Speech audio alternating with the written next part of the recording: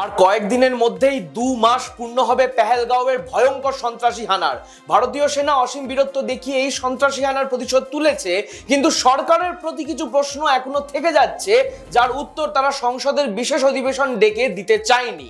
প্রথমত, এতজন সন্ত্রাসবাদী কিভাবে ভারতে প্রবেশ করলো, ঠিক কোথায় কোথায় ইন্টেলিজেন্স ফেলিওর হয়েছিল এবং এই ব্যর্থতার দায় কার?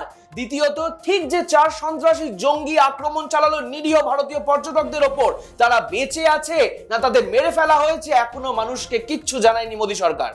33টি দেশের সংসদীয় প্রতিনিধি দল পাঠানো হলেও কতগুলি দেশ নিঃস্বার্থ সমর্থন জানিয়েছে ভারতকে? উঠছে প্রশ্ন, এর সঙ্গে পাকিস্তানকে চেপে ধরতে পাকিস্তান অধিকৃত কাশ্মীর ফেরত নেওয়ার জন্য কি পদক্ষেপ নিচ্ছে ভারত সরকার?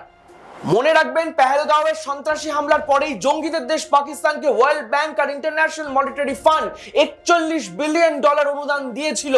আবার এখন রাষ্ট্রপুঞ্জের প্রতিরক্ষা কাউন্সিলের সন্ত্রাস বিরোধী কমিটির ভাইস চেয়ারম্যান করা হয়েছে সন্ত্রাসবাদীদের বাবা পাকিস্তানকে।